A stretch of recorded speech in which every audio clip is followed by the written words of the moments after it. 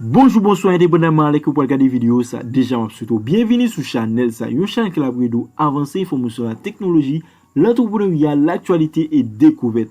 Je veux dire nous porter un coup de vidéo pour des lancements Festar, qui c'est un festival d'art graphique qui est organisé dans la ville Gonaïve par des jeunes Gonaïviens. Côté lancement en fait, dans le jour qui dit 26 d'Aoua, nous pourrons laisser regarder ensemble avec nous quelques vidéos, quelques footage de comment ça a été pour le lancement. À noter que l'activité ça a duré 2 jours. 26 c'était lancement, 27 côté animation DJ, des jeunes qui viennent exposer ça que yo qu'on fait. Donc restez connecté avec nous sur vidéo de commencement à la fin. Pas oublier abonner, activer la cloche, liker et puis commenter.